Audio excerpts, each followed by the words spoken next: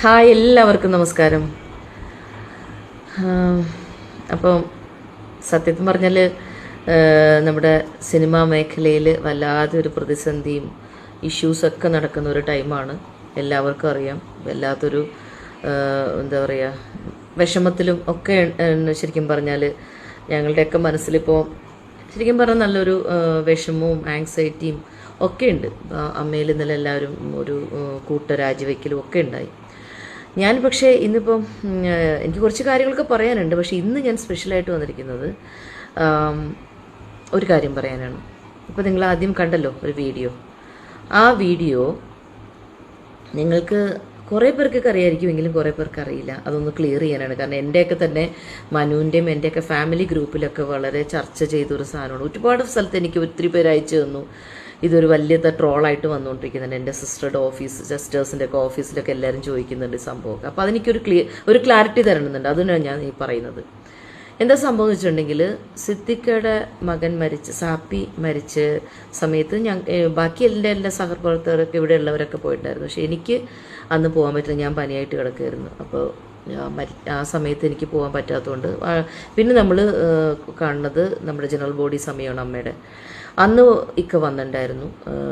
നമ്മുടെ തിരഞ്ഞെടുപ്പും കാര്യങ്ങളൊക്കെ ആയിരുന്നു. അതിൻ്റെ ഇടയ്ക്ക് പുള്ളി താഴേക്ക് ഇറങ്ങി വന്നപ്പോൾ ഞാൻ നേരിട്ട് ചെന്നിട്ട് പുള്ളിയെടുത്ത് സംസാരിച്ച ഒരു വിഷ്വലാണ് ആ കാണുന്നത്.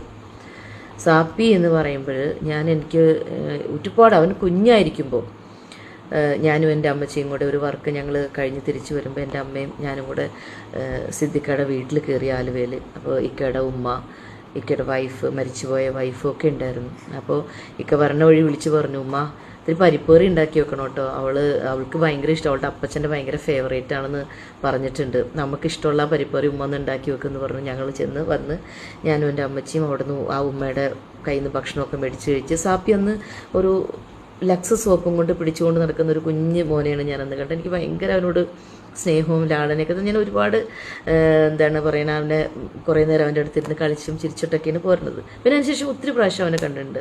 ഈ അടുത്ത കാലത്ത് ഞാൻ ഇവിടെ വെച്ചിട്ടും കണ്ടു. അപ്പോൾ ഞാൻ പെട്ടെന്ന് ഇങ്ങനെ ഞാനും മനുവും കൂടെ വണ്ടിക്ക് പോകുന്നവഴിക്ക് ഞാൻ അവിടെ ഒബ്രോൺ മോൻ്റെ അടുത്ത് അവനും എൻ്റെ ബ്രദർ കൈ പിടിച്ച് പോകുന്നുണ്ട്. അപ്പോൾ ഞാൻ താഴ്ത്തിയിട്ട് ഞാൻ വിളിച്ചു, സാപ്പി മോനെന്ന് വിളിച്ചപ്പോഴേക്കും അവൻ പറഞ്ഞു കൊടുത്തേ ബീനാൻറ്റി എന്ന് പറഞ്ഞപ്പോഴേക്കും അവൻ അവിടെ നിന്നിട്ട് ഇങ്ങനെ കാണിച്ചു. ഞാൻ പറഞ്ഞു മോനെ ഇങ്ങനെയൊക്കെ പറഞ്ഞ് ഓക്കെ എന്നും പറഞ്ഞിട്ട് ഞാൻ പോയി. അതാണ് ഞാൻ അവരെ ലാസ്റ്റ് കാണുന്നത്. അതിനുശേഷം അവൻ മരിച്ചു എന്ന് പറഞ്ഞു. എനിക്ക് ഭയങ്കര സങ്കടം തോന്നി. കാരണം നമുക്ക് മരണം എന്ന് പറയുന്നത്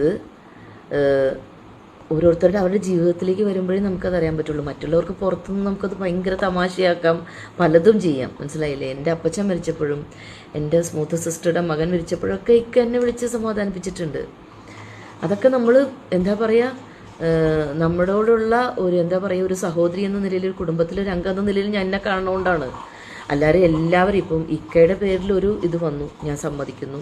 അത് എന്താണ്, ഇപ്പം രേവതി സമ്പത്ത് എന്ന് പറഞ്ഞൊരു പെൺകുട്ടി അല്ല ഒരു സ്ത്രീ വന്ന് ഇങ്ങനെ ഒക്കെ പറഞ്ഞു. അപ്പോൾ അവർക്ക് അതങ്ങനെ സംഭവിച്ചിട്ടുണ്ടെങ്കിൽ തീർച്ചയായിട്ടും അത് എന്താണ്, നിയമത്തിൻ്റെ മുന്നിൽ വരട്ടെ. അദ്ദേഹം അത് ചെയ്താണ്, സിദ്ദിഖ് അത് ചെയ്താണെങ്കിൽ അതിലുള്ള ശിക്ഷ കിട്ടട്ടെ. ഞാൻ ഒരിക്കലും അതിലേക്ക് ഒന്നും പോകുന്നില്ല, ആ ഏരിയയിലേക്ക് ഒന്നും കിടക്കുന്നില്ല. നമ്മളോടുള്ള പെരുമാറ്റവും നമ്മളോടുള്ള ഒരാൾ മരിക്കുമ്പോൾ നമ്മൾ കാണിക്കുന്നത്, മരണം എന്ന് പറയുന്ന ആർക്കും അത്ര വിദൂരമല്ല. നമുക്കത് നമ്മുടെയൊക്കെ ജീവിതത്തിൽ നമ്മുടെ തൊട്ടടുത്ത് നിൽക്കുന്ന ഒരു സംഭവമാണ്. നാളെ എന്ത് സംഭവിക്കുന്നു നമുക്ക് ആർക്കും അറിയില്ല. അങ്ങനെ ഒരു എന്താ പറയുക, ആ ഒരു പുള്ളിയുടെ വേദനയിൽ ഞാനൊന്ന് ഷെയർ ചെയ്ത് എൻ്റെ ഒരു സാന്ത്വനിപ്പിക്കലായിരുന്നു അത്. അതിനിട്ട ക്യാപ്ഷൻ ഇട്ട് വലിയ സംഭവമാക്കി തമാശയാക്കി എന്താണ്, വിരമിക്കുന്ന സിദ്ദിഖിന് നടിമാർ നേരത്തെ കൊടുക്കുന്ന യാത്രയയപ്പ്, കരയുന്ന സിദ്ദിഖ് എന്നൊക്കെ പറഞ്ഞ് ഒരുപാട് സങ്കടം തോന്നി. അപ്പോൾ അറിയാത്തവർ, പ്രേക്ഷകർ ഒന്ന് അറിയണം, ഇതാണ് സംഭവം. ഇതിനെയാണ് ഇങ്ങനെ വളച്ചു കെട്ടി ഈ ഒരു ട്രോളാക്കി എല്ലാവരും ഭയങ്കര എൻജോയ് ചെയ്യുന്നത്. അപ്പോൾ എനിക്ക് ഒരുപാട് സങ്കടം തോന്നിയത് കൊണ്ട് മാത്രം ഞാനതൊന്ന് ഇവിടെ പറഞ്ഞു എന്ന് മാത്രം.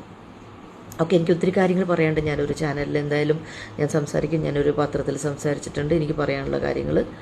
എന്തായാലും ഇതെൻ്റെ എനിക്ക് പറഞ്ഞേ പറ്റൂ എന്നുള്ളൊരു സിറ്റുവേഷനിൽ ഞാൻ പറഞ്ഞതാണ്. പിന്നെ എല്ലാം നല്ലതിനെന്ന് വിശ്വസിക്കുന്നു. ഇപ്പോൾ WCC എന്താ പറയുക, ഇങ്ങോട്ടേക്ക് അമ്മയിലേക്ക് തിരിച്ചു വരുന്നു എന്നൊക്കെ പറഞ്ഞു. എനിക്ക് ഒത്തിരി സന്തോഷത്തോടെ ആ ഒരു ഇത് ഞാൻ എന്താണ് കേൾക്കുകയാണ്. എനിക്ക് ഒത്തിരി സന്തോഷം തോന്നുകയാണ്.